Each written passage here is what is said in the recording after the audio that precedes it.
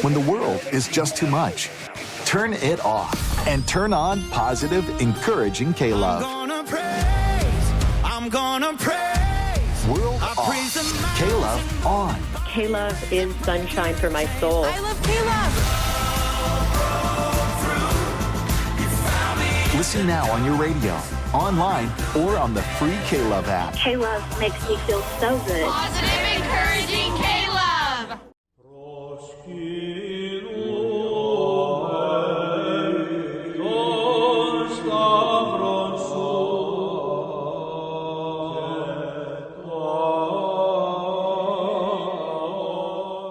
Thank you for listening to The History of the Papacy. I am your host, Stephen. We are a member of the Parthenon Podcast Network, including Scott Rank's History Unplugged, James Early's Key Battles of American History, Richard Lim's This American President, and more. Go to parthenonpodcast.com to learn more. I'd like to quickly mention Patreon, of course, and your support really helps this whole operation keep going, and I just love it. If you just consider to donate on patreon.com/history of the papacy in the new year. There's 4 tiers: Alexandria, Antioch, Constantinople, and Rome.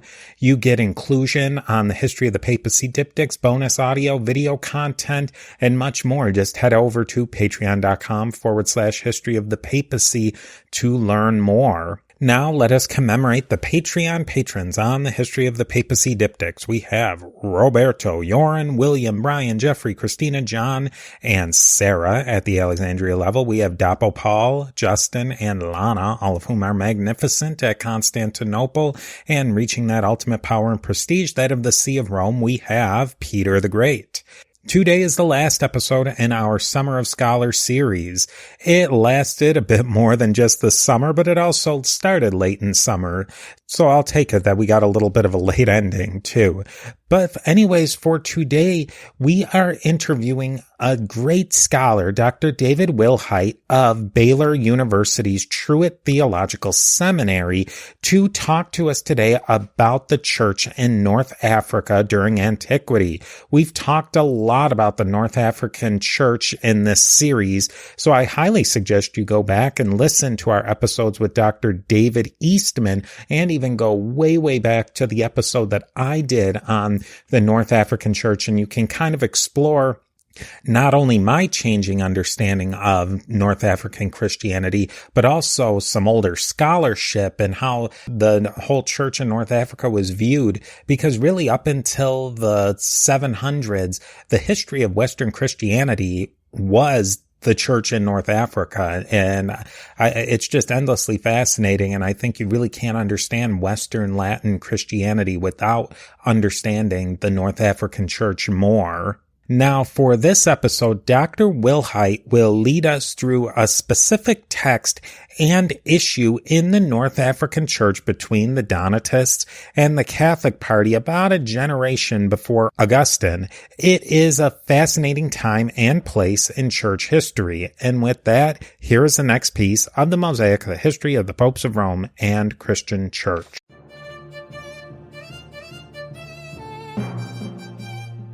I'd like to welcome our very special guest today, Dr. David Wilhite. Dr. Wilhite is a professor of theology at Truett Seminary at Baylor University in Waco. He's the author of numerous books, including Tertullian the African and Ancient African Christianity. The topic for today's episode is his book, The True Church, Retrieving North African Sermon on the Song of Songs. This is a short and readable book on a really incredible, interesting topic, and I think people should definitely pick it up. And I'm excited to talk about it because I think it gives the reader a really close look at all these things we've been kind of talking about with the African church, with the Donatists and the Catholics. It gives us a more of a personal view of the topic, I think. But so I think to start off, what were the theoretical frameworks you used to study these sermons? Yeah, well, thanks, Stephen. It's an honor to be talking to you about all this. Let's see, the theoretical framework. So this really began as a journal article that I wrote, and I would say I was using pretty traditional methodologies just as far as, kind of trying to re-examine texts, trying to sort of create a chronological order and see what assumptions have been made in the past by previous scholars and what assumptions probably need to be challenged. And then I sort of tested them against archaeological remains and again, just sort of traditional historical sources. Now, the truth is, what was really driving that research was a theoretical framework that I had used in my doctorate, which was, in most general terms, post-colonialism. More specifically, I had adopted some of the sort of from the field of social anthropology, sort of how to get around some of the ethnocentric assumptions that we make. So again, and challenge those is, the assumptions of earlier historians. What were people's identities? What identity politics were at play? Things like that. Power dynamics with Roman colonization, all of that. So with post-colonial theory in particular, there's one author named Homi Bhabha who has a book called The Location of Culture.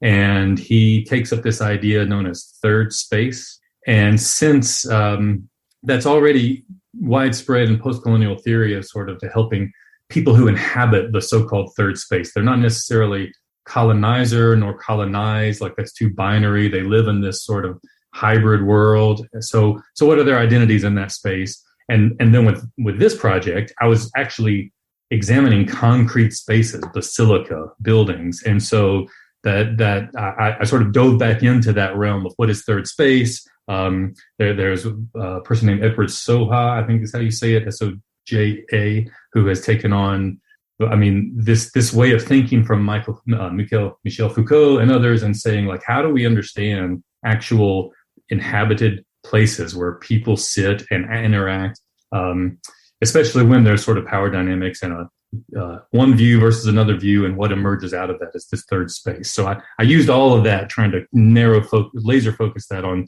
this one particular text. So we look at this text, there's the dueling sermons, you might call them. Who were these two people who were writing these sermons about this space? Yeah, so the sort of lost text to us is by Parmenion of Carthage. He's the bishop of Carthage after Donatus. And Donatus, your listeners probably remember from the Great Donatus Schism. He's the sort of bishop that was at the head of all of that for 40 plus years. So when he finally dies, Parmenion is his successor. And he's also a long-term successor. Over 40 years, he's the bishop of Carthage. Even though he was exiled, he was the leader of his party. So he's hugely influential.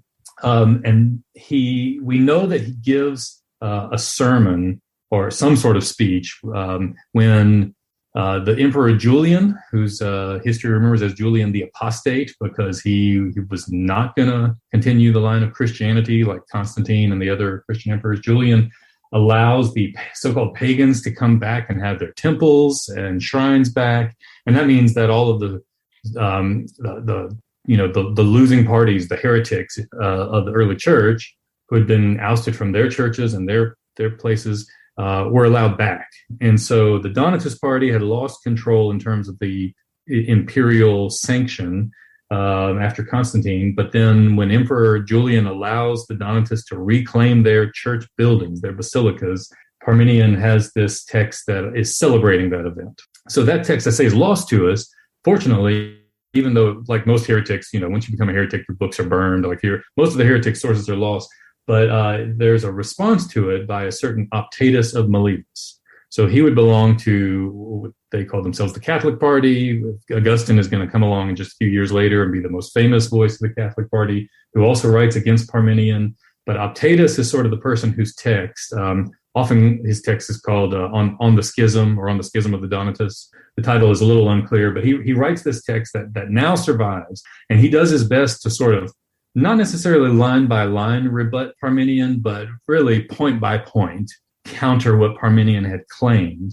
And with it, and even more valuable, is at the end there's this dossier of text that he includes as an appendix that's supposed to be primary, pristine, untouched firsthand text, like court transcripts, letters from Constantine, things that both parties said. So we largely get sort of Parmenion's voice as filtered through Optatius's rebuttal. And then we also get many of the primary texts unfiltered, although there may be some witness tampering, but most historians are pretty happy with the text we have there. They're a great resource to give us insights into this debate between a particular Donatist bishop and a particular Catholic bishop who responded. They use the biblical text, the Song of Songs, as the to build on, and the Song of Songs is it's a racy text from the Bible, and I think probably a lot of people maybe not would have even heard of it from their Sunday school, because I'm getting a feeling for a lot of Sunday schools it might skim over it. Like a sample from book 2 verses 4 and 5, the beloved about her lover, like an apple tree among the trees of the forest, so is my beloved among the young men. I delight to sit in his shade, and his fruit is sweet to my taste. Like, you can read in between the lines on that if you wanted to. There's some other ones that I wouldn't even feel entirely comfortable reading on a family-friendly podcast. What did the church think of this text? How did they reinterpret things that were very sexual, if you just by the layman's reading or the first blush reading of it? How did they reinterpret this document? Yeah. There's no doubt, like from a historian's perspective, it's poetry, right? So, Song of Songs, it's sort of derived from its original Hebrew and Greek names, but it's often translated Song of Solomon. On the surface, it looks like Solomon and his beloved. They're sort of sneaking off together, in love with one another.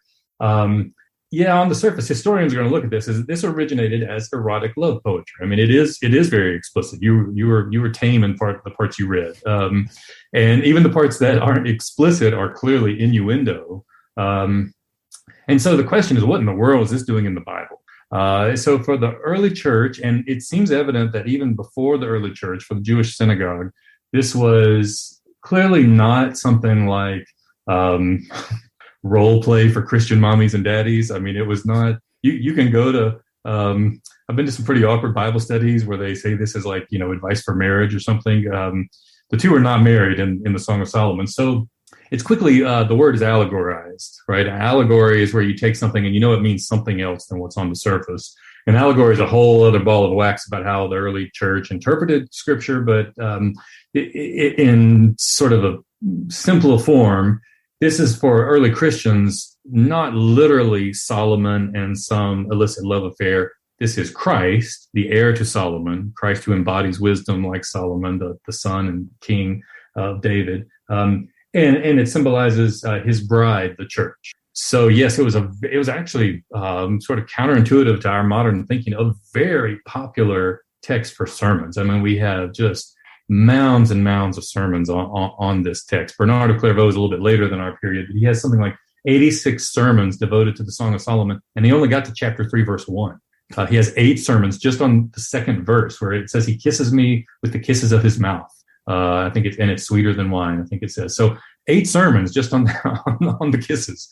But if this is Jesus, and Jesus is the lover of my soul, you see, then it becomes much more more passionate, much more interesting for early Christians. Now, taking those 2 bits, and kind of the last piece that falls in is Julian Apostate, as you mentioned. He gives that basilica back, or he gives it to the Donatists. And do we know what Julian's motivation was? Was he sort of, in the modern parlance, trolling the Catholic party, or did he feel legitimately that was the better claim of the 2 groups? Yeah. So here's my take on Julian and allowing sort of Julian does sort of allow and promote. So I think there's a case by case basis is sort of the way I take Julian. The sources are that he actually allowed the Jews to rebuild the temple in Jerusalem. And this was definitely, and I think he funded it, if I remember correctly from the sources. So this is definitely him sort of poking Christians in the eye and saying, see, your Jesus's claims to destroy the temple is not true. We're going to rebuild it. Now that never happened, and lots of debate as to why, but he, one, he died, but 2, there was supposedly an earthquake and defunding and all of this. So in cases like that, in cases where he allowed the pagans to come back and take back temples, he's certainly trying to reassert old Rome and old Rome pagan values. Now with Christians, I think partly once the sort of imperial influence is removed from church affairs, it's just much easier for Christians to sort of run their own ship. So from the time of Donatus, it's pretty clear that Donatus remember the Donatist is the sort of the founding bishop of the Donatist schism, and Parmenion is his successor, who we're talking about. But even though Donatist does not win control of the church in Carthage because Constantine intervened, it seems clear that the majority of the Carthaginian Christians and the majority of the North African Christians at large are supporting the Donatist party. And so the only reason that the so-called Catholic party can claim to be the Catholic party is because they have the backing of the emperor. Once the emperor is backed away, I mean, then it seems, I mean, probably too crude, but it's something like mob rule back in the Carthaginian church. You talk about the post-colonialist view of the North African church. And I've read things that the Donatist party, some scholars would say that they were the native Berbers, or that they were in opposition to the Romans and the Greeks. Is there any truth to that? Is there any evidence that would back that up? Well, so that's sort of too simplistic of a view. A scholar named W.H.C. Friend in the middle of the last century really promoted that idea on the basis of some of the later evidence that you sort of can match where are these Donatist bishops from, and they tend to be more rural. So that's kind of been shown to be some flawed methodology, right? Once you're kicked out of your churches, well, of course, you're stuck in the rural churches. Once the imperial influence in all the urban centers is there. So I don't know that you would say that Augustine's Catholic party was not African. I think to take a step back from this, the first issue is we read all of these sources and they're in Latin. And so we think of all of these writers all the way back to the earliest North African sources like Tertullian, Cyprian. We think of them as Latin, Roman, Western Christians. And to an extent they are. But I sort of liken this to the Apostle Paul, right? Paul is actually Saul. He calls himself a Hebrew of Hebrews. And yet he has a Greek name, Paulus, and a Latin name. And he sees himself as the apostle to the Gentiles. He's a Roman citizen. And yet, if you ever try to think of Paul as a Greek or a Roman citizen and not understand his Hebrew identity, right, a Hebrew of Hebrews, you would completely miss Paul. Well, we have the exact same dynamic in North Africa. We have all these Latin writers with Latinized names, but that doesn't take away from the fact that they're also North African. And this has been largely ignored by the last century of scholarship. And this is sort of one of my soapboxes. I've written a book trying to kind of tackle this, to say this is, if you just scratch beneath the surface. So Roman historians once thought of North Africa as the most Romanized of all the provinces. After the Punic Wars, poor Hannibal and all his friends lost, and Rome just took over and completely revolutionized North Africa. Well, Roman historians for over a century have known that that's a misunderstanding, that North Africa is Romanized in the sense that legions are established there, Roman buildings are erected there, Roman government is imposed there. And yet the sort of, you remember the Punic Wars, Hannibal, the Punic language, the Punic religion, Punic culture continued throughout the Roman period. So then you have another layer. There's the so-called Berber, or the indigenous, what the Greeks would have called the Libyans. The Punic are themselves this sort of coastal influence that spread their empire, and yet inland we have some other, probably not even one single, probably this multi-group of tribes and cultures and societies. So all of this just becomes a melting pot that is only known through Latin sources, literary sources. Now, again, the Punic, the Berber inscriptions survive to tell us that these other things are happening. Yeah, when you read about North African Christians, you can find Augustine saying, "Hey, I am an African of Africans," and I'm writing. He'll mention other African writers like a non-Christian named Apuleius, who is a speaker and rhetorician. He says, "I refer to him because Africans know him better." So this African identity is still around, even for people in the Catholic Party. But what I think is happening is the Catholic Party is intentionally siding with the Italian part, the Catholic Party of North Africa, is intentionally siding with the North African and Constantinopolitan sort of power centers. And yet you have folks in North Africa who claim, no, we're siding with our tradition going back to Cyprian, to Tertullian. They claim them explicitly. So that's where I do think there is an identity issue, but it's not a simple ethnic breakdown, if that makes sense. And now a word from our sponsors. When the world is just too much, turn it off and turn on positive, encouraging K-Love. I'm gonna praise. World I off. praise the mountain. K-Love on. K-Love is sunshine for my soul. I love K-Love. Listen now on your radio, online, or on the free K-Love app. K-Love makes me feel so good. Positive, encouraging K-Love. Hi, everyone. If you've been injured in an accident that was not your fault, listen up. We have legal professionals standing by to answer your questions for free. Call now and find out if you have a case and how much it's potentially worth. Call 800-910-7500. I'm here with spokesman John Wolf. So, John, tell everyone listening who should call right now. Well, Maria, first off, thank you for having me here. It's always nice to answer the listeners' questions. Now, as far as who should call in, anyone who's been injured in an accident and think you deserve compensation, give us a call right now. 800-910-7500. You'll find out if you have a case and how much it's potentially worth. Thanks, John. You heard it, folks. Take advantage of this opportunity and call now. 800-910-7500. Advertisement sponsored by Legal Help Center may not be available in all states, not available in California. I mean, would it be more comparable to something where the Africans are grabbing onto a local identity, where the Catholic Party is trying to make themselves more cosmopolitan? Local. So again, this is where identity are so complex, right? Yeah. So I mean, I live in Texas, and in a way I'm a Texan, but in another way I'm an American, in another way I'm a Christian, and another way I'm whatever political party you want to claim, right? So there's no doubt that on the surface, in these Christian texts, what they're claiming is to be the true Christian identity. But what the Donatists are also explicitly claiming is they're holding to the tradition of Saint Cyprian, who came before them. And Saint Cyprian had this major falling out, as you know, with Saint Stephen, the Bishop of Rome. And Cyprian has a council of bishops from North Africa. Stephen has a council of bishops from Italy. And there's this Italian and African tradition that diverges. Well, the Donatists are squarely within the Cyprianic African tradition. And Augustine knows it. Augustine knows that he's sided with this Catholic. But what he wants to say is, but I'm siding with the universal church, not just the Italian, certainly not just the African, everywhere.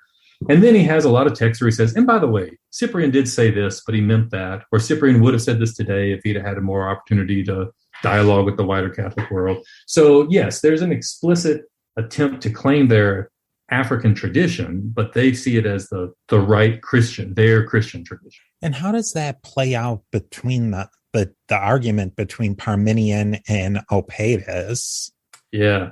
So, oh boy. So it backs up. So they're both assuming what their predecessors assumed, right? So the schism in Carthage with Donatus versus Cecilian. Cecilian was the first appointed bishop when the predecessor died, except it then comes to light that one, he was sort of rushed, so not all the North African bishops were there, and two, he was ordained. They had the laying on of hands ceremony when he became bishop by someone who had handed over the scriptures to the Roman persecutors. So the reason that's so important is going back to Cyprian's time. Anyone who sort of in any way had denied Christ, right? There's persecution. And if you denied Christ, you had to do it some public way. So you were probably going down to the forum and offering a sacrifice to the Roman gods or the Roman emperor himself, or even signing a statement that you had, like any sort of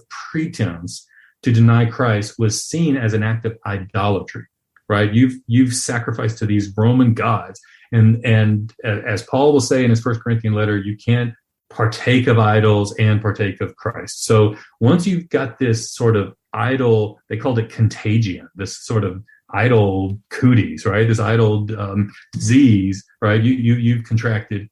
Well, you can't be in communion. Well, you can't come to the communion table and spread that to other people. So what the Donatist party and Parmenion, who inherits this, assumes is that anyone who has denied Christ through idolatry or been in communion with them is polluted.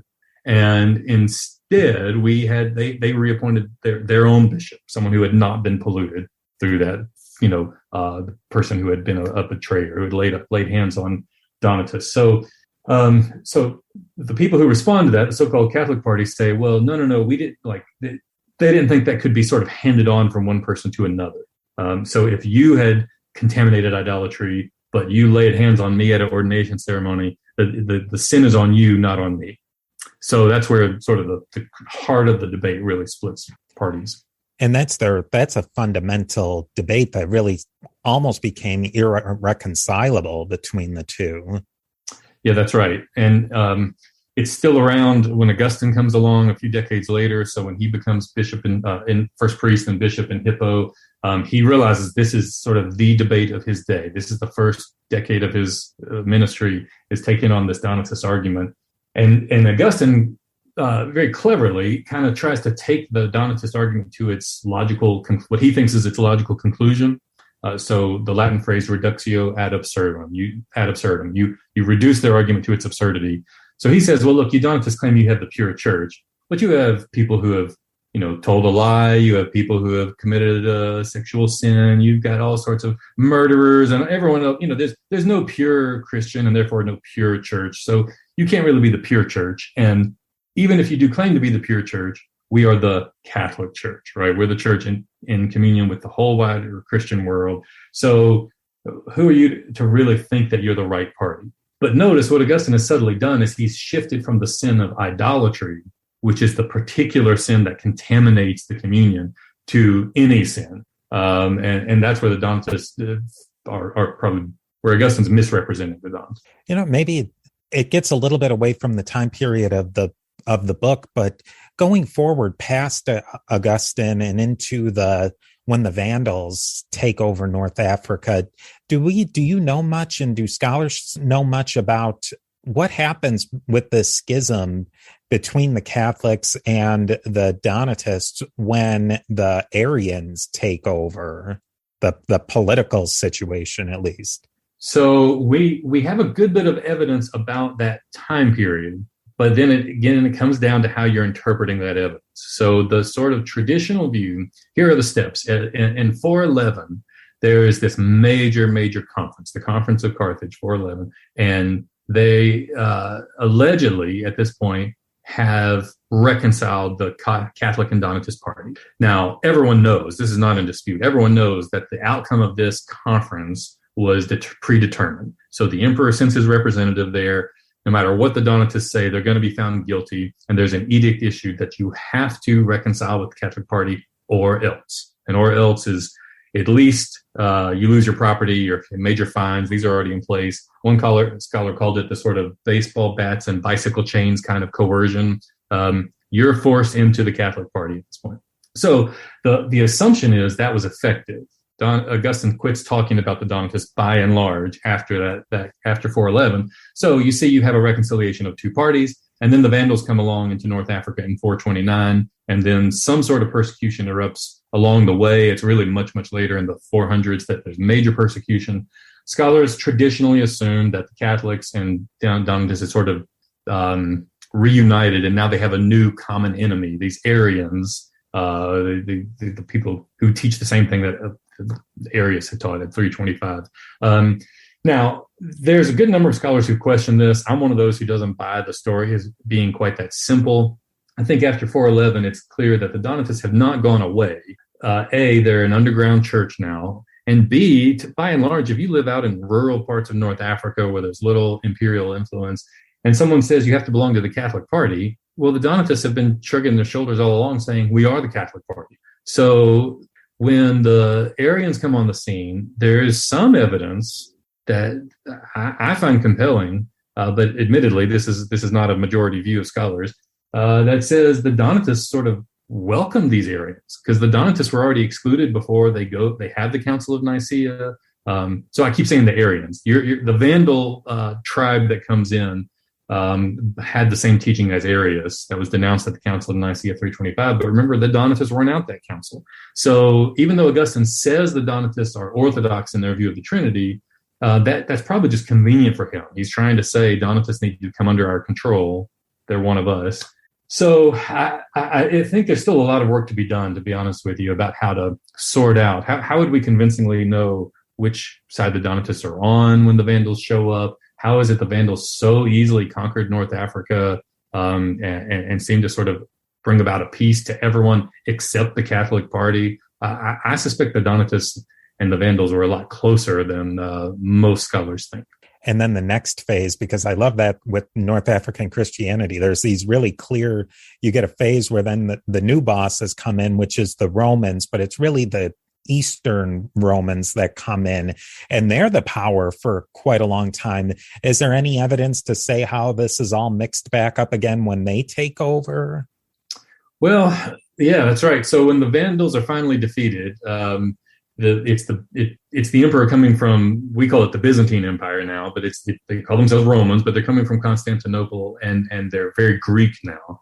That's right. And so there's suddenly this new sort of imposition of at least cultural influence. I mean, they're welcomed, right? They're the Christians and the Orthodox party. So what you see is sort of what some scholars have tried to call a Donatist attitude in North Africa. Again, I think that's too simplistic, but it's still worth it considering, because you have sort of emperors meddling in church affairs, right? And there's something called the Three Chapters controversy, where these writers who are long dead are being denounced as heretics. And the Bishop of Rome finally even capitulates to this and allows it. And the North African writers are adamant. They're not going to concede to this. And it's still what's comparable to the Donatists, at least, is sort of this sort of strident independence that the North African Christians had. They do not think the emperor has the right to tell the church what to do. And then, of course, it goes on. I mean, you have in the 600s these letters that suddenly pop up from Pope Gregory, who's concerned that the Donatists are back. And this baffles scholars because the Donatists haven't been named for over a century, except what's happening is these North African bishops are meeting independently. They're not following the Roman tradition of how you do a sort of appeal process. They're appointing their own bishops. They're passing around who's the primate of the area. So there's these unique North African features that to a Roman pope look like Donatism revived. Most scholars think that's a misunderstanding on Gregory's part. They're not actual Donatists. They're just continuing to do what North Africans have always done, which again goes back to how you define that early debate. I don't think they should be called They didn't call themselves Donatists. They just called themselves Christians. And so there is sort of this family line of inheritance that's still around. It's just not really a formal line of the Donatist party in schism from the Catholic party. And then, I mean, we might as well see it through. Then the armies of Islam come through in the next century or so. And that seems to be where, when you read the common literature, that it's pretty much everything's blown up in North Africa. But even when you read some of the older things, you can see that they're not so sure that Christianity's just completely blown up. That it even to me, that as an armchair interest in this, that there's way more to the story than just Islam comes, it's all over, and now we have basically it's Islamic North Africa until 2021. Correct. Right. No, that's right. So I think the reason that you sort of have this simplistic view of the story is the literary sources do fall silent around the year 700. So you had this just prolific amount of writing throughout North African Christian history, from Tertullian, Cyprian, Augustine, and all those writers I mentioned from the Three Chapters controversy on. And then around 700, it's just silence. There are no more texts that survive. So it's very easy to sort of construct this story that says, well, see, when Islam came along, they were this oppressive, persecuting regime that finally succeeded in stamping out Christianity. But yeah, we know that there is still, even though the literary evidence falls silent, there's archaeological evidence. There's evidence from outside of North Africa, people who are visiting and going into North Africa, writing letters, talking about it. There are Muslim sources that are talking about what's happening in North Africa. That it's clear that Christianity continued for centuries on. Christianity was not really a persecuted religion. And I try to tackle this in the last chapter of my bigger book on ancient African Christianity, because when the sources fall silent, now there's even much more room for interpretation. So no one really has the surefire answers. But when you sort of go back and look at what the evidence does show, Islam was not a monolith. There was not sort of even today, right? There's different forms of Islam, Sunni, Shia, right? And then there's sort of all sorts of breakdowns in there, and also sorts of cultural differences when you span the globe from one Muslim country to another Muslim country. So that was even more pronounced, I think, early on, because sort of the concrete forms that we think of Islam having had not taken shape when the Arabs conquered North Africa. So to be a Muslim literally means to be one who submits. And if this Arab army shows up and says, do you submit? These peasants working in the fields say, of course we do. And what do we have to do to submit? And you pay a higher tax. You have to admit there's only one God. You have to admit Muhammad is his messenger, but now you want to know, what did Muhammad say? And remember, the Quran, Muhammad relates in the Quran a lot of things about Jesus that look like the biblical Jesus. So I think you just sort of have this slow overlap of Christianity and Islam, coupled with other factors like, we've already talked about these centuries of waves of new colonization coming in, and with each one came waves of people fleeing in exile. So over the centuries, you have more of a creep where Christianity disappears, not a overnight success. At that time, by the time the Arabs come in the early 700s, would there have been much of a Vandal identity left in North Africa? Do we know anything about that? So again, ethnically speaking, probably not. By the time, what seemed to already be happening by the end of the Vandal period is the Vandals had so intermarried with the other peoples there in North Africa and across the empire. They were sort of creating political allegiances. So I think that's right. Once you have the Vandals really conquered politically, I doubt that there's much of any. I mean, there's already sort of a slip of the average Vandal Christian is probably speaking Latin by then, and then when the Byzantines come back, some speaking Greek in their liturgy, some probably even still speaking local indigenous languages like what's called Berber or Libyan or Punic. So we know these words and languages are around well into Augustine and after Augustine's time. So yeah, I think it's more like a melting pot than it is a single sort of one phase replaced by another phase. And those Vandals and their Arianism probably would have just, by that point, 150, 200 years later, do you think it would have just folded into Latin Christianity at that point and Orthodoxy, if you will? Well, again, you have to conjecture on that point. So we know that when the Byzantines came, they reestablished full Trinitarian Orthodoxy as we know it. However, how much did they try to enforce that at every sort of town and village?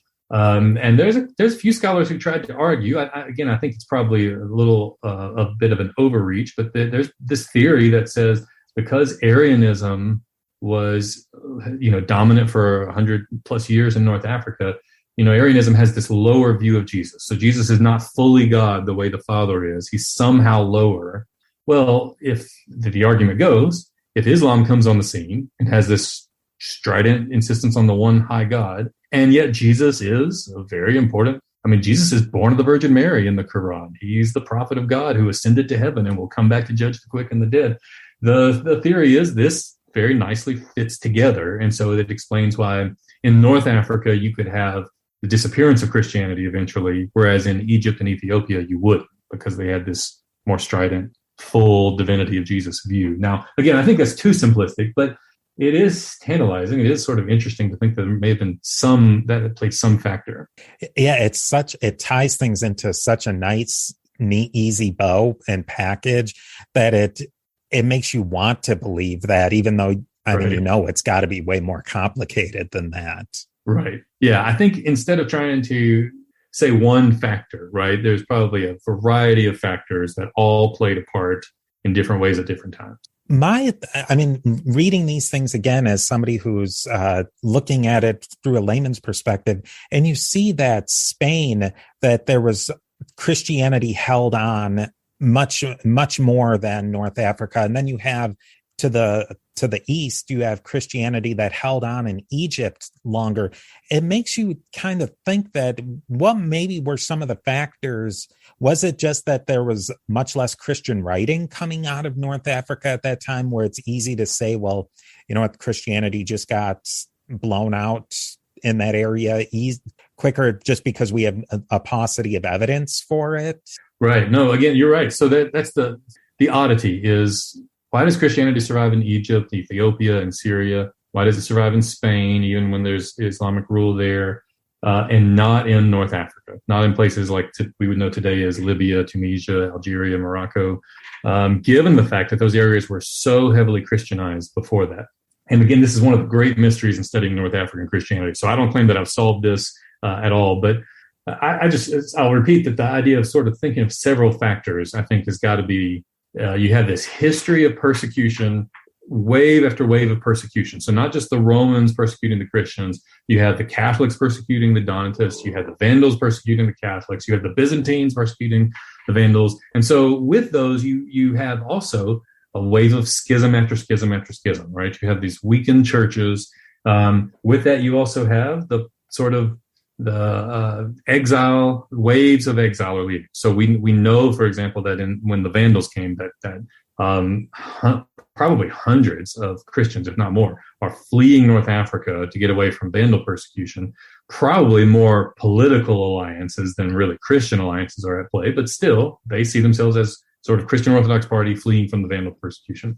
So when you do that century after century after century in North Africa, there is a sort of unique history there that I think sort of lent itself to Christianity being so weakened and ultimately removed from there. Now, remember, but it lasted. So there's a couple other things that I think are interesting to consider. One, North African Christianity never had a literary culture that was indigenized the way it was in Egypt and Ethiopia and Syria. So you have the Coptic language in Ethiopia, in Egypt, Gez in Ethiopia, you have the Syriac language. North Africans, we know, spoke Punic and other languages. Augustine complains he can't get enough priests in his area who speak Punic, and the Donatists do speak Punic, and he's trying to convert the Donatists. So we know that they had this language, but we have no evidence at all that they translated their scriptures into Punic or into, again, or Libyan. So there is a theory that says maybe that contributed to why Christianity didn't really survive there. And then also just to point back to the fact that it did survive much longer than we thought. I mean, there's evidence that there may still have been a sort of Christian presence of some sort into the 1400s. And then you have a very, very small window before you have the Crusades, and the Crusades are already happening, and you have sort of a missionary presence like that are coming back in from Portugal and other places trying to sort of re-Christianize these places. But yeah, it was never Christianity largely did lose its footing in North Africa, and as I said, that's largely a mystery. What was the nature of some of that evidence that you see after the Arabs take over, that Christianity survived in North Africa? Yeah, so again, you have evidence from outside of Christianity. So we have letters from popes, we have lists of bishops, and they're still listing bishops in Carthage and Hippo and sort of the places where the Catholics had allegiances. And that makes us think that there must have been bishops in places where the Donatists had allegiances and where the Vandals had allegiances. You also have from the Muslim sources, you have complaints. These Christians are still around. Again, they're not being persecuted for a while because the incentive is to keep them Christians so you can tax them at a higher rate. But the complaints are, the Muslims are also celebrating Christmas and Easter. And so tell them to stop doing that. Christians do that. We don't do that. Which leads many scholars to think, well, maybe these weren't Muslims in a true religious sense. Maybe these were Christians who claim, again, if Muslim means to submit, and you submit to Islamic rule, but you continue celebrating Christmas and Easter, you sound like a Christian who just submitted for political reasons. So, it's those sorts of evidence of Christianity's presence that's still around. There's some inscriptions in Arabic that are clearly Latinized, so that they're writing in Arabic letters, but they're using Latin names and things like that, which makes you think, well, why are Arabs keeping these Latin names around? These are probably Christians having to use Arabic in their inscriptions. And now a word from our sponsors. When the world is just too much, turn it off and turn on positive, encouraging K-Love. I'm gonna praise. World I off, praise the mountains. K-Love on. K-Love is sunshine for my soul. I love K-Love. Listen now on your radio, online, or on the free K-Love app. K-Love makes me feel so good. Positive, encouraging K-Love.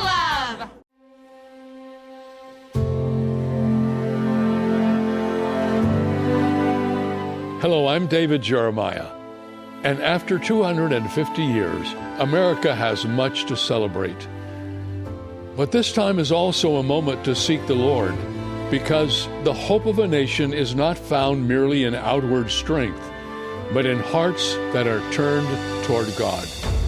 Scripture reminds us that revival begins when God's people humble themselves in prayer, seek His face, and walk in Christ's ways. That is where lasting strength begins. So, as we thank God for America's past, let us also ask Him for spiritual renewal in our future. May He lead us, strengthen us, and pour out His blessing on this land we so dearly love. Yeah, so in a lot of ways in North Africa, because they lost that really direct connection to the rest of Christendom, it's just they're losing power, political power, economic power. And so it's just easier for them to kind of just fade away or become a marginalized people, you might say. That's right. I mean, that's right. So how do you track an underground church? I mean, to my knowledge, social scientists to this day still don't know how to really do that well. So you have an underground church with, again, all these waves of pressures being put on it. So there's just a slow creep of Christianity being incentivized to move elsewhere or transform itself or something to just until it eventually loses its Christian character altogether. Or North Africa loses its Christian character altogether. And I guess to go back, because into the book there, a lot of these initial issues between the Donatists and the Catholics is really laid bare. And one thing I'd like to ask about is one of the big things is that they're really talking about a physical space in the basilica, but also an allegorical space. And I'd love it if you just explain that a little bit more, because it really is they're playing with those ideas. Yeah, so this is my theory in the book, is that the Parmenian sermon that we've lost, but we have the responses to it. He keeps talking about how we now have restored the true church, and we are part of the true church. Well, my theory is he's talking about a physical space there, the basilica that is the cathedral church, meaning it's the one that the bishop has the Latin word cathedra, his throne in. Again, if people, your audience are familiar with your podcast, they probably know this. So that's important to sort of have the real church to which all other churches have to be connected in the region. Now, when Julian the Apostate allows the Donatists to do this, they now have this bishop celebrating it. And he points to what he calls are the gifts of the church. The Latin word is the dotus of the church, the dotes, like an endowment that a bride is given. And it seems to me pretty clear. I think there's clear evidence that what he's doing is he's sort of just riffing off of all of the language that you find all the way back in the Song of Songs, where, remember, allegorically, that's Christ and Christ's bride that are in love. And so the bride, of course, has dowry. And that dowry was specific properties that would come along in marriage in Roman society. So the bishop says, look, we have this, in cathedra, we have this chair, we have this altar, we have this chalice. And he starts pointing to specific objects in the church, and he can sort of correlate these allegorically with things that are said in the Song of Solomon. So then you have Parmenian, that's Parmenian's take. Then you have Optatus, who's on the Catholic side. The surviving text rebuts each of these, except instead of saying, we have the physical space, and we have the physical chair, and we have the physical altar. And instead, he spiritualizes all of these things. And he says, no, the true chair, the true bishop's throne, is not the one you're sitting in Carthage. It's the chair of Peter, to which all other churches must adhere to. And the sort of true altar is the altar of Christ that all of us, really it's the altar on our heart that we sacrifice thanksgiving to. And so he ironically, you have the Song of Songs that's allegorized to point to specific concrete items in Parmenian's Donatist church. But notice that's a material application. And then you have Optatus sort of re-spiritualizing them back to a generic church.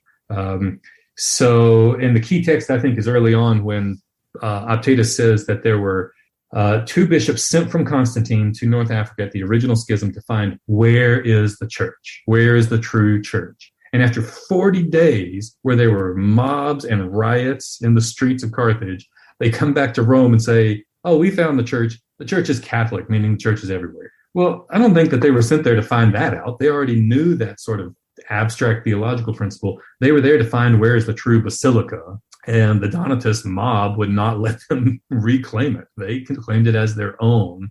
So that's what I think is going on in these texts is what do you mean by church? Do you mean the specific basilica, or do you mean the abstract the doctrinal church? So what was the reason that Optatus would have turned it up to 11? Basically, he's allegorizing the allegory and then he's spiritualizing the physical. What's his motivation to do that? Well, again, it's because Parmenion has the physical church. Now they have control over it. And so if you concede the point that whoever has the original basilica, well, then Parmenion and the Donatists have clearly won. So he's trying to rob them of their claim. Oh, yeah, you may have that basilica. And he doesn't even want to acknowledge that, although he acknowledges it because he says Julian Gate let you have it. So when he acknowledges, he says, yes, you have the basilica only because this pagan supported you. So clearly you're on the side of the devil. And if you want to talk about what the true church is, we are the true church in the abstract sense. So he's trying to win back the theological argument there. Just to recapitulate date-wise, how close are they together? How soon after Parmenion wrote his sermon is Optatus doing his response? Seems pretty close. I mean, so it's describing events from 363, and it looks like this text is written right about that time. However, there are also a few things that are interpolations. So there's mention of later bishops from around the 380s. So we know that the text that we have today has sort of been updated around 380. But there are other parts of the text that you can tell were not updated. He didn't have later information that would have helped his argument. So it looks like the text is pretty close to the time of Parmenion's sort of celebration. And they're kind of, Optatus, he's making a logical legal argument that it doesn't matter who holds this basilica and we can be out on the street, but we're really the real Christians in town, no matter who's holding any particular building. Well, that's right. So great point, because I've been saying it's a theological argument. That's the argument he's making to sort of win the hearts and minds of his audience. But he is also part of the movement. The so-called Catholic Party are petitioning the emperor and the governor in Africa to enforce the laws of the empire, right? And so remember Constantine, well, you and your audience know, Constantine allowed Christianity to be legal. It's not until 381 that Theodosius made Christians, that's the only official religion of the empire, and to be a heretic or to be something else is a problem. So it's right in this time where Christians in Optatus's party and soon Augustine's party are petitioning to not only enforce certain laws against heretics, but to ramp up certain laws against heretics. And that's where, they are going to win the legal battle in addition to the theological battle they're trying to win. Would these have been actually delivered as a verbal sermon, or were they meant to be written texts? So Parmenion, I'm assuming, it seems to me clear that Parmenion's original text that Optatus is responding to was delivered orally in the church, in the Basilica of Carthage, because of some of the things he's concretely pointing to. But clearly he wrote that text down and probably had that sermon. I'm assuming it's a sermon, it's a speech in the church, and it's based off the Song of Songs, based on scripture. That looks like a sermon to me. That looks like a celebration sermon. He sends that text out far and wide. We don't have evidence as to who he sent it to or how he published it. These are always sort of in debate, but looks to me like he probably sent that to everyone in his party, and word got out, right? And so other bishops in North Africa, like Optatus, are thinking, oh, no, we can't let this guy claim that they're the true church. We have to write a response. And so Optatus's response is probably not a sermon at all. It's a treatise meant to be a rebuttal. And so these are really, they're aimed towards the intellectuals and the elites and the politicians. Do you think, I mean, this is probably really going into speculation country now, but the average person just sitting in the pews or standing there, presumably, and they're looking at their metaphorical watch saying, like, what time is he going to stop this? I want to leave. Was this really not aimed towards them? Well, I don't know. I suspect there's some of that aspect going on. This is an elitist conversation being had among intellectuals, the literate class.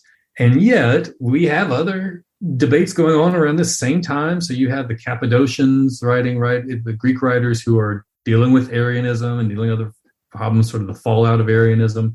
And they're making claims. They're saying that, they explicitly say in their text that if you went to the barbershop, and asked for a haircut, they would say, well, which view do you hold to, homoousios or homoiousios? And if you go to the baker and ask for bread, well, they're going to say, do you understand the Trinity in this way or in that way? So apparently these debates were hot button issues of the day. They were the politics of the day. And so I think there's an extent to which we have to assume that the everyday Christian, everyday citizen did know what was going on. And there was probably a lot of misunderstanding, just as there are in today's politics and, the water cooler conversations. But yeah, I think people were, if people were at least aware and engaged with these issues. And the question is, how literate were they about these issues? That's where I'm not certain. Are there probably parts of this? Do you think that just the everyday Christian could have pulled out as sort of talking points if they're standing around the water cooler? Oh, Parmenians said this, but yes and no. Yes, so we have evidence that sort of thing is happening. And then I think the question is, how vehement were the average people, right? So that's where, again, there's an intellectual, the bishops, the people connected to power and politics. They are vehement in their stance that it's us versus them. Again, Augustine's going to come along in a couple of decades and complain. And he says, hey, you Catholics say you're Catholic, but you married a Donatist. You're not allowed to do that. And you say that you're Catholic, but you're doing business with all these Donatists, and you're for Donatists. They're elected officials who are Donatists that the Catholics are supporting. And so he's trying to, he realizes that on the ground, your average lay person is much more comfortable with the blurred lines between these parties. And he's trying to reestablish the line and reestablish his party as the dominant one. Now, the dotes, or the gifts, in a lot of ways, they at least ring with the sacraments. Were they making any connections between these gifts and the sacraments of the church? Okay, so again, it depends on how you interpret this text. And Optatus is constantly responding and saying, no, you don't have the right church, and you don't have the right dowries or dotes, the gifts. We do. And what's been done in the history of scholarship is they thought of these as marks of the church itself. So the church itself has sacraments, but the church itself is also first and foremost sacramental, right? It's a holy, sacred thing. And here are its marks. So in the Apostles' Creed, the church is one holy, Catholic, and apostolic. Well, the history of scholarship thought that Parmenion and Optatus both had these sort of marks of the church in mind, the spiritualized theological marks, and they tried to debate who interpreted them the right way. Well, so I'm going against that majority view. I'm saying that the Parmenion originally was not talking about marks of the church. He was talking about concrete items in the church. And now that is where not only is the church sacramental in a spiritual way, he talks about the particular, the horn of drink that's mentioned in Song of Solomon, and how it's filled with wine. And he points to this. We know we're the true church because we have this, the font from which we drink, which I think is the chalice of the communion, the Eucharist. And yes, he's constantly talking about what the Spirit does. And the Spirit, if you read really closely with what he's saying, is associated with baptism, because after you're baptized for what's seen to be the washing away of sins, you're then anointed by the Spirit, but that happens concretely with the anointing of oil. And he seems to be talking about how there's this argument about where is the Spirit trapped, and how could you trap the Holy Spirit? It seems to be trapping, containing the oil of chrism that's in this vase sat on the altar. So yes, these are all very sacramental elements that are being debated. But again, I think it's the actual, tangible items holding these sacramental elements that's the real thing Parmenion was celebrating. When you go to Augustine, he doesn't mention these dotus or the gifts at all in his writings. Now, is that just a lack of evidence? He just didn't think that it was worth bringing up, or was it something he wasn't aware of? And I wonder, as a corollary to that question, was this language of the gift something that was being talked about in different parts of Christendom or in Christianity in Rome and Cappadocia, and other places? No, it was not at all. That's where I think one of my strongest arguments is I said the history of scholarship. This is modern scholarship, right? So modern scholars have read Optatus's way of interpreting these marks of the church, these dotus, these endowments of the church, as marks, but no one in the ancient world did. So even Augustine, and it's not a lack of evidence, Augustine's looking at the exact same text and other texts and sermons and debate scripts from Parmenion. He looks at Parmenion's text and doesn't see anything like the endowments being symbolic, spiritual, theological marks of the church. So why doesn't he mention them at all? I think it's because he's writing much later, right, in the 390s, 400s, and he doesn't have to worry about who has the right church anymore. That's long. That ship has sailed.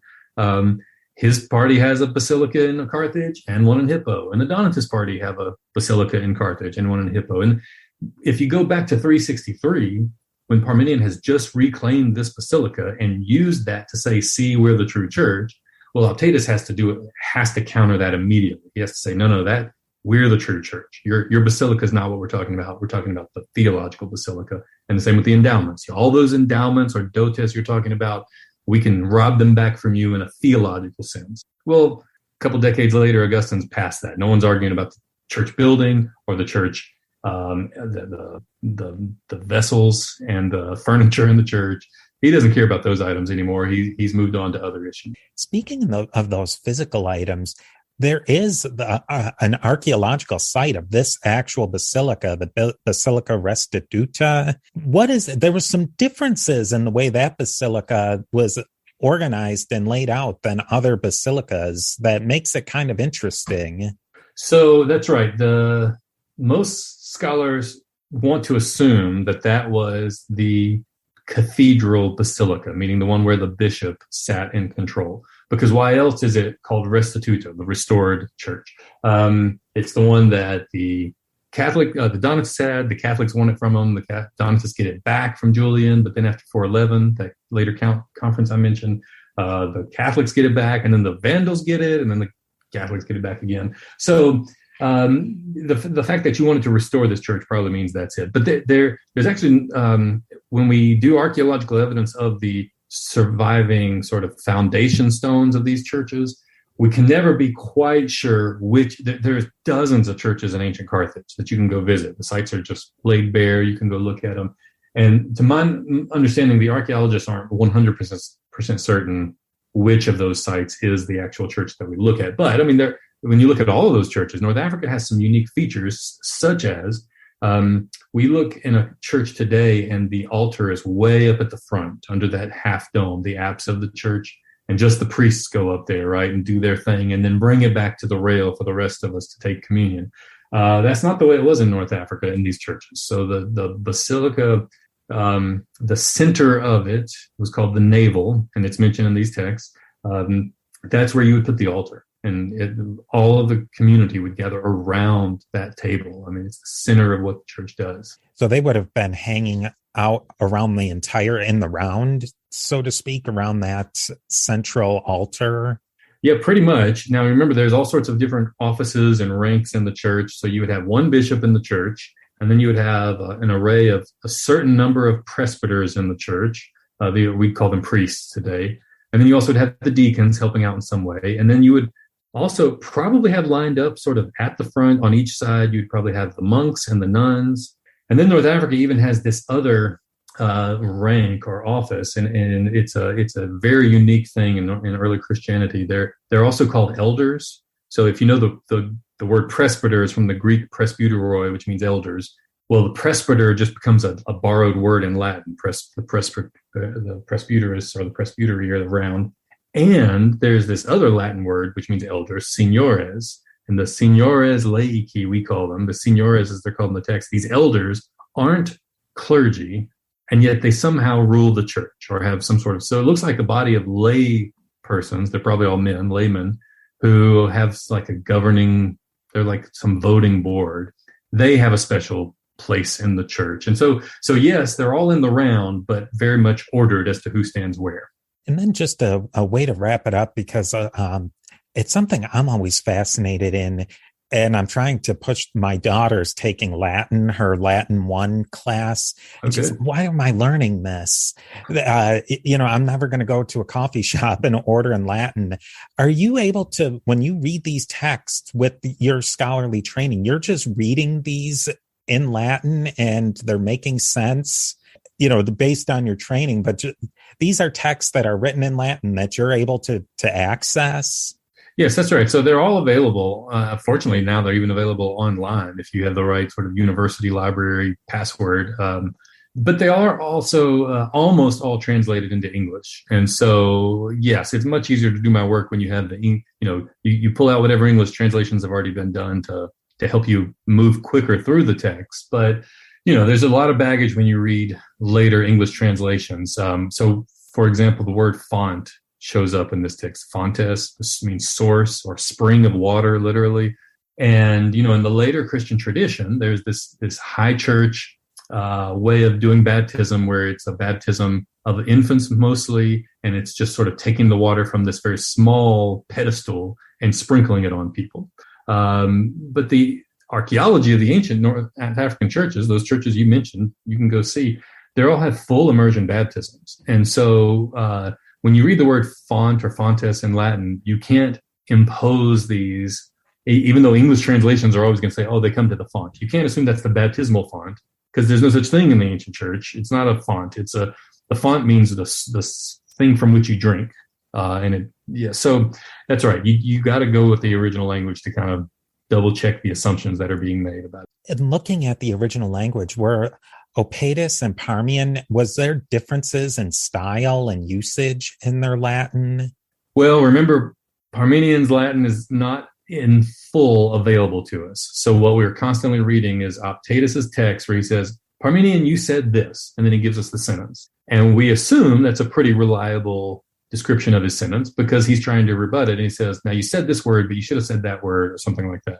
But remember, we're always beholden to Optatus. He may have paraphrased, he may have misremembered some things, transcribed things wrong. So unfortunately, we're not able to really look at the style of Parmenian the way we can with other texts.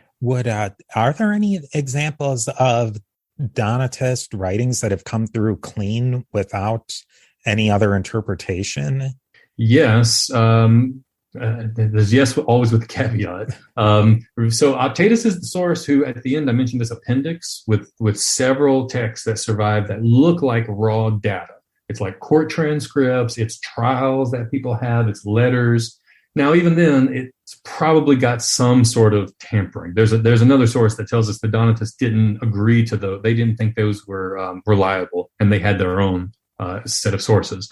And those, unfortunately, don't survive. But I think that's a pretty reliable set of texts. And then you add to it, we do have an anonymous Donatist sermon that has survived that you can look to. We have several Donatist martyrdom accounts that tell you what happened. And a few of those are still debatable as to whether they're as authentic as we thought. They tell about things from 312 that may have not actually been written down, maybe as late as a century later or almost a century later.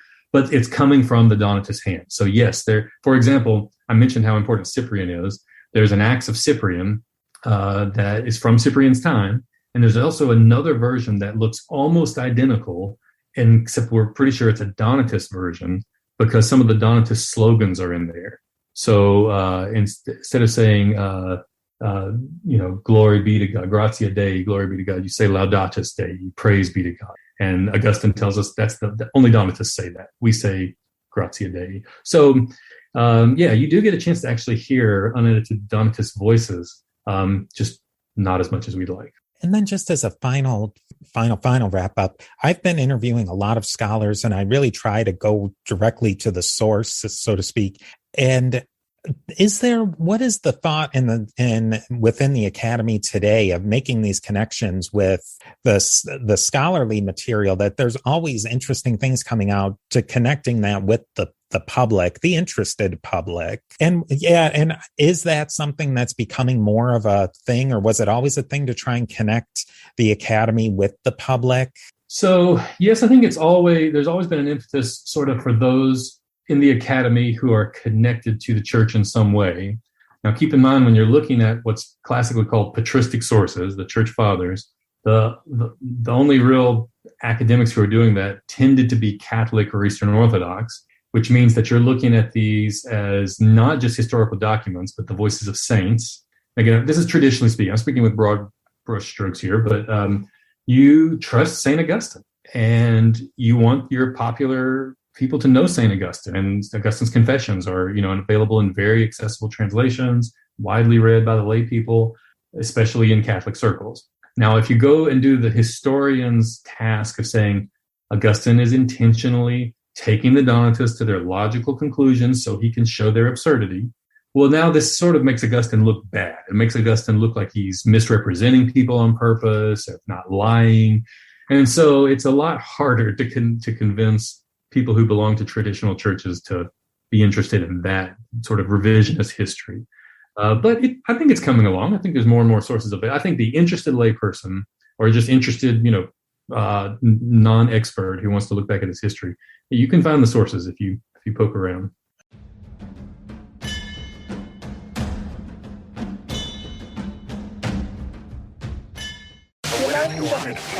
When the world is just too much, turn it off and turn on positive, encouraging K-Love. I'm gonna praise. World off. K-Love on. K-Love is sunshine for my soul. I love K-Love. Listen now on your radio, online, or on the free K-Love app. K-Love makes me feel so good. Positive, encouraging K-Love.